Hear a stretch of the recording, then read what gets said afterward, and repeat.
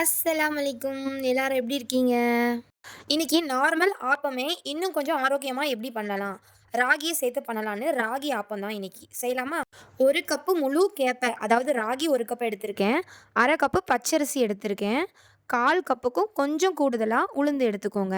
1 teaspoon வெந்தயம் சேர்த்து நல்லா கழுவி ஊற வச்சுருங்க. 5 மணி நேரம் நல்லா ஊறட்டும். இது மாதிரி ஹெல்த்தியான ரெசிபீஸ்க்கு நம்ம சேனல் ஹாப்பி டியூபை சப்ஸ்கிரைப் பண்ணிக்கோங்க.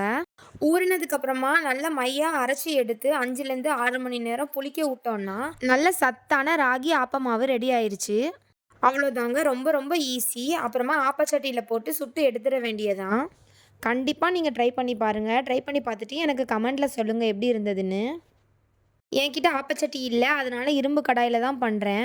2 கரண்டி மாவு எடுத்து அப்படி ஒரு சுத்து, இப்படி ஒரு சுத்து மூடி போட்டு எடுத்தோம்னா, சுட சுட ஆப்பம் ரெடி ஆயிருச்சு. கிரைண்டர் இருந்தா நீங்க கிரைண்டர்ல கூட அரைச்சுக்கலாம். இங்க பாருங்க super soft ragi appam ready. சுட சுட சாப்பிடுங்க. ஆறிட்டுனா நல்லா இருக்காது. இந்த ஆப்பத்துக்கு கருப்பு கொண்ட கடலை கறி வச்சு சாப்பிட போறேன். இதுக்கு தேங்காய் பால் கூட சூப்பரா இருக்கும்.